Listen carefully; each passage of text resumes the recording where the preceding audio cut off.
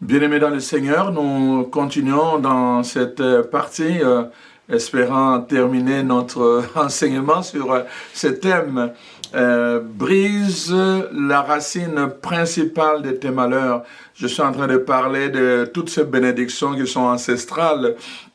Je suis en train de parler de toutes ces malédictions, qui sont ancestrales, de toutes ces malédictions qui sont générationnelles, qui sont consécutives et qui passent d'une année à une autre, d'une génération à une autre.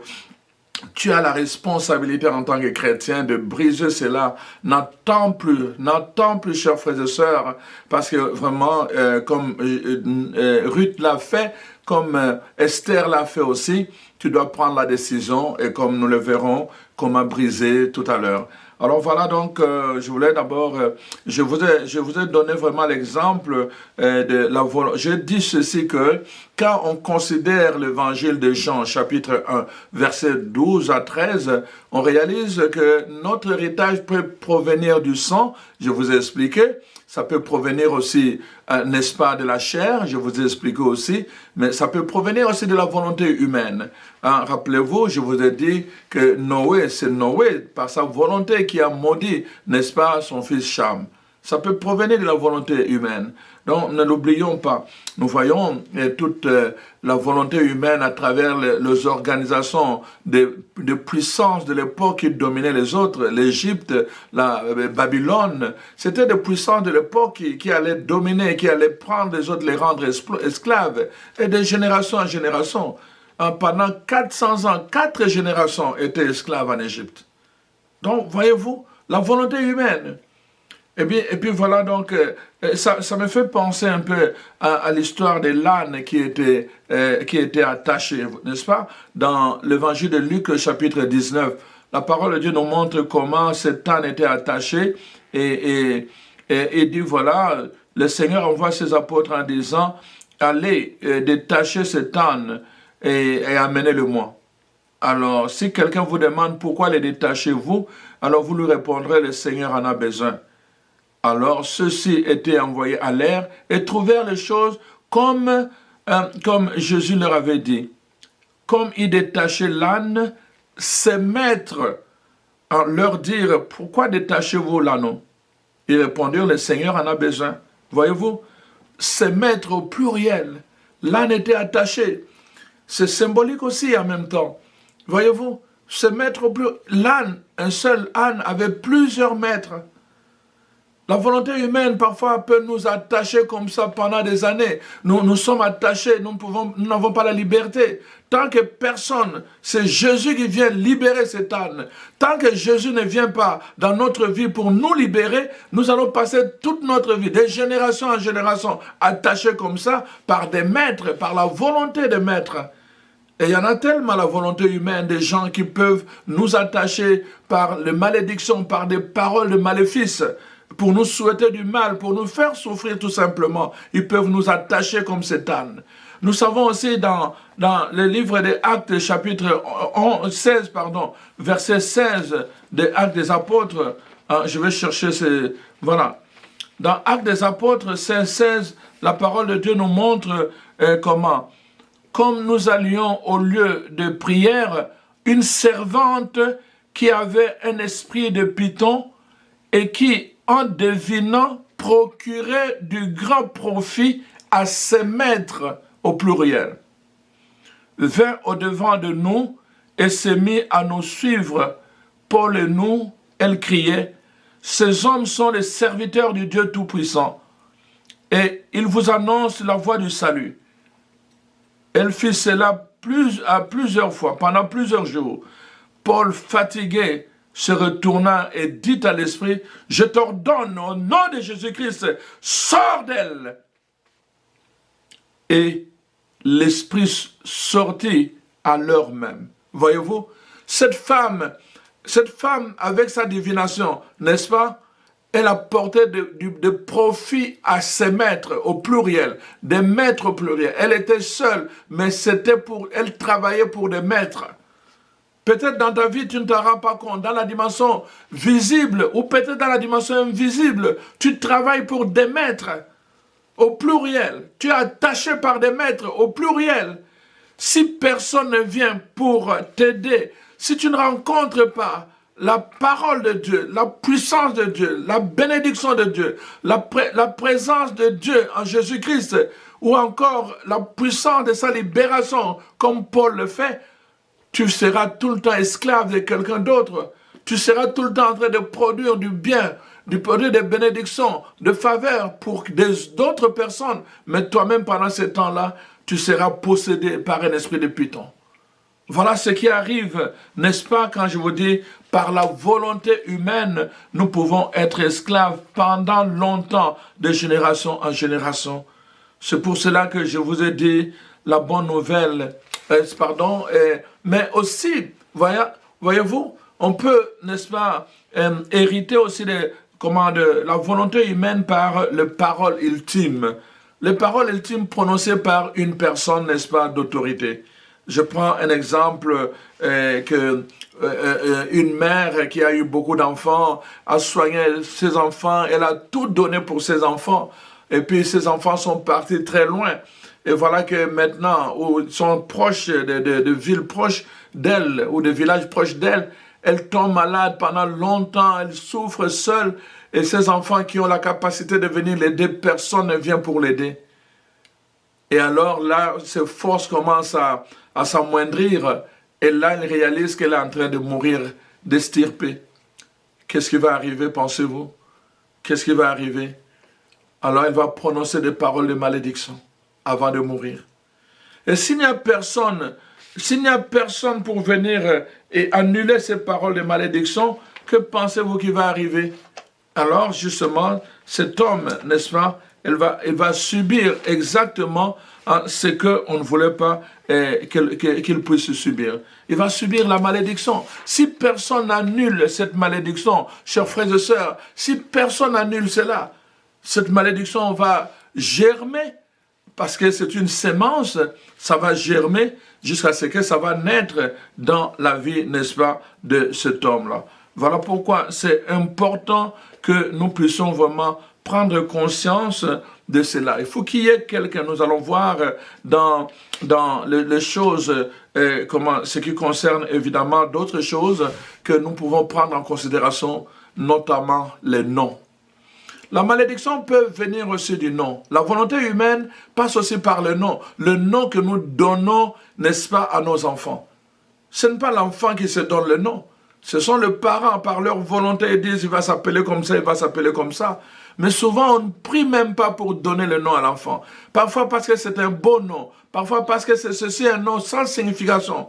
Un nom parfois qui vient même des stars qui n'ont rien de foi. Aucune foi, aucune relation avec Dieu. Mais parce que leur nom en nous plaise, et nous allons chercher à donner ce nom-là. Vous pensez qu'il y a quelqu'un qui peut donner le nom de Judas à son enfant? Personne.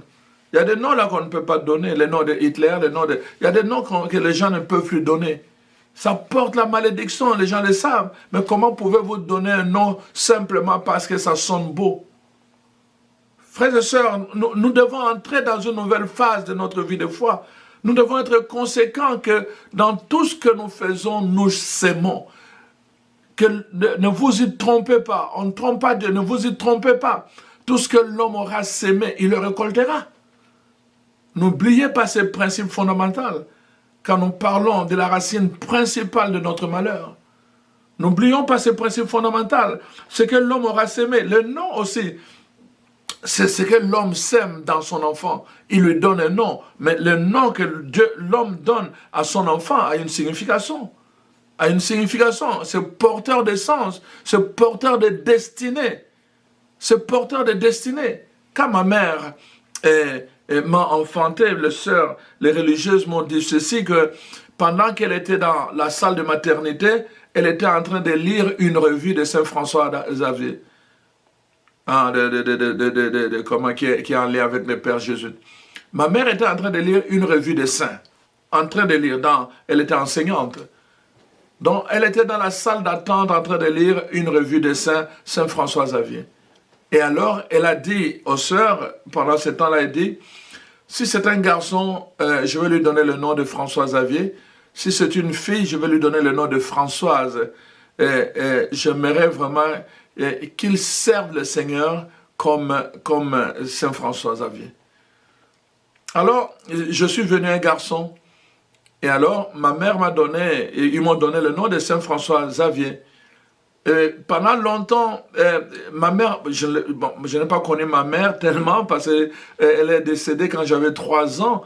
Mais pensez-y, le sœur qui m'avait vu naître était toujours là. J'ai grandi, il me voyait grandir.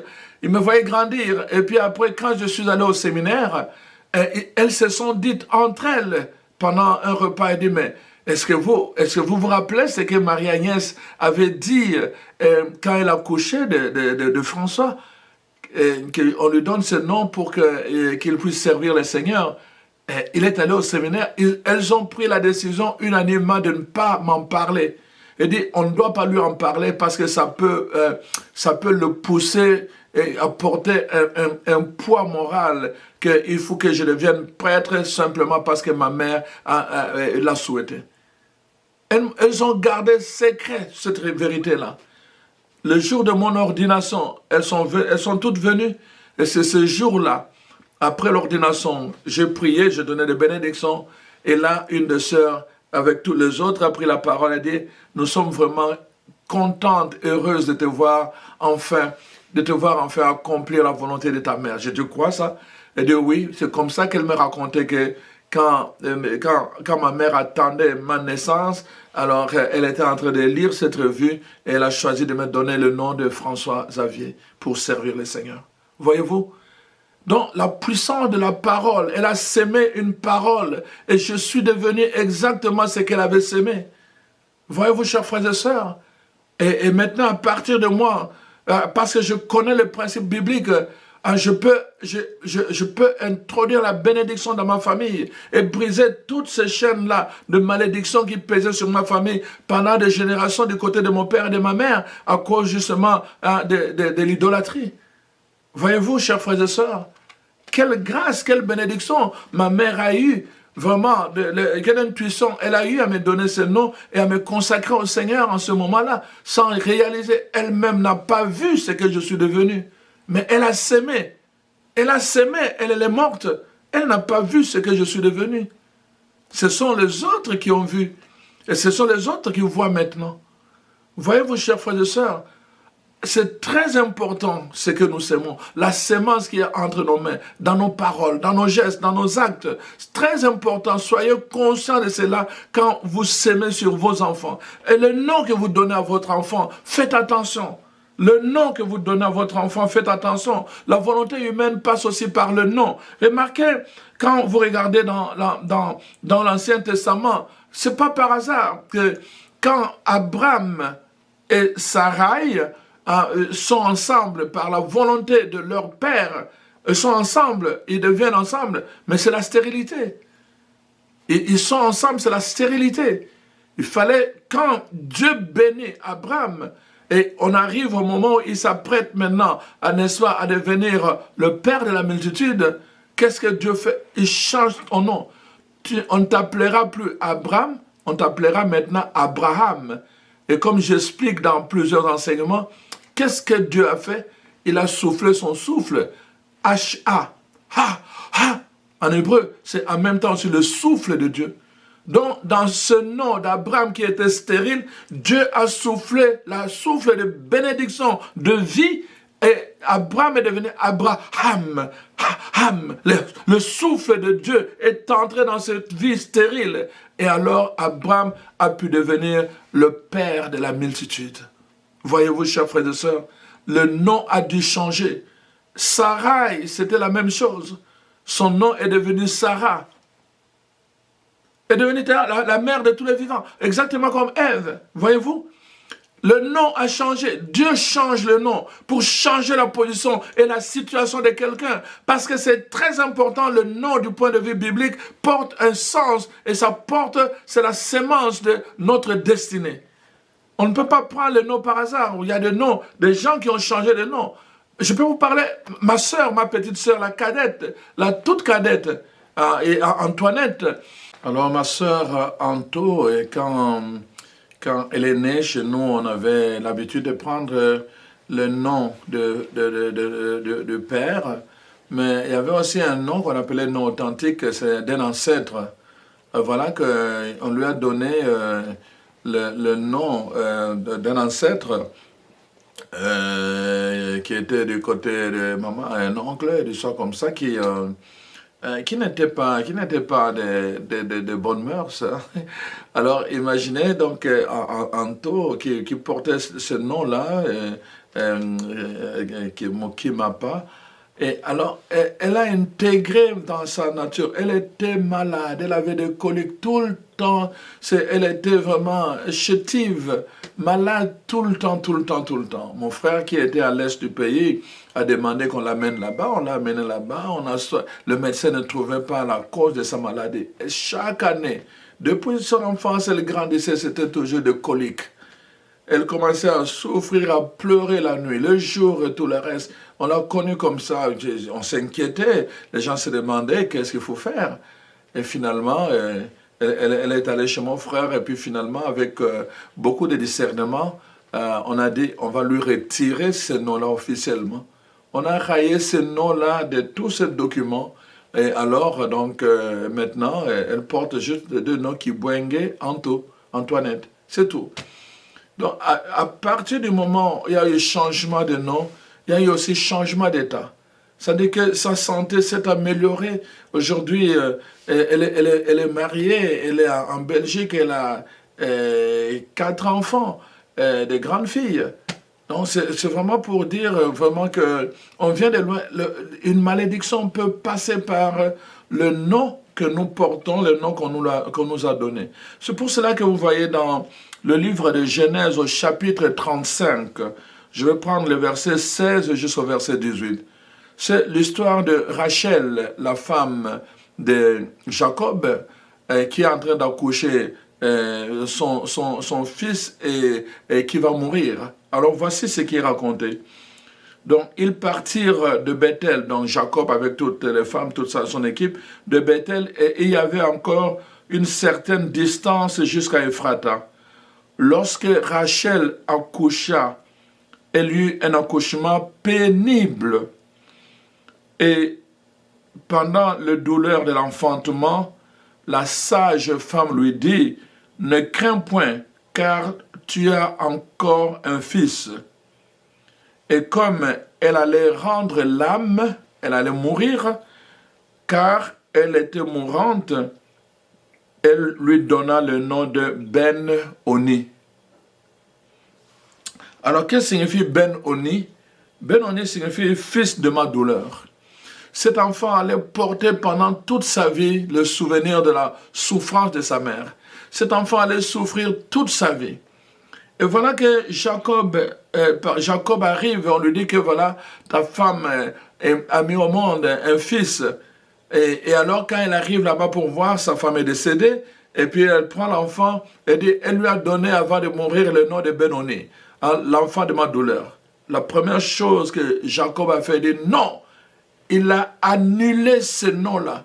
Il dit non, on ne l'appellera pas Ben-Oni, on va l'appeler Ben-Amin, l'enfant de ma droite. L'enfant de la droite, c'était la bénédiction. Voyez-vous? Elle allait porter un nom de malédiction, de douleur toute sa vie. Mais heureusement, Jacob, qui connaissait le Seigneur, a changé immédiatement son nom. Et alors, on a commencé à l'appeler, n'est-ce pas, l'enfant de ma droite, Benjamin, qu'on appelle aujourd'hui. Mais en fait, à l'époque, dans l'origine du mot, c'est Ben-Amin. Donc, on voit ça vraiment, comment le Seigneur, la parole de Dieu nous éclaire sur la malédiction que nous pouvons hériter, n'est-ce pas, du nom. C'est pour cela que vous voyez dans la Bible, tout le temps, il y a cette importance accordée au nom. Et quand le nom ne correspond pas, on change. Voyez-vous, par exemple, Céphas qui signifie sable, n'est-ce pas? Et Jésus va changer son nom en disant, on ne t'appellera plus sable, maintenant on t'appellera rocher, pierre, qui signifie rocher. Changement de nom. De ce qui est mouvant, tu deviens solide. Tu vas devenir solide avec moi. Quand tu me rencontres, quand tu m'accueilles au plus profond de toi-même, ta vie va devenir solide. Ta vie ne sera plus basculée par les malédictions quand tu rencontres Jésus, quand tu suis Jésus, quand tu marches avec lui. Tu n'auras plus cette mouvance-là que n'importe quoi vient frapper ta vie et puis te dévier de ta destinée. Ça, c'est ce que la parole de Dieu nous montre. Beaucoup de gens, nous savons, Paul s'appelait Saul, n'est-ce pas? Et quand il s'est converti, il a changé de nom, il est devenu Paul. C'était changement d'état. Il entrait d'un nom qui était porteur, parce que Saul, c'était vraiment de la famille de Benjamin. Rappelons-nous le roi Saül. Il y avait une malédiction qui poursuivait. Et Paul s'en était rendu compte. Et c'est alors il change le nom. Son nom devient Paul, au service de Dieu. Donc voilà pourquoi nous avons besoin de cela.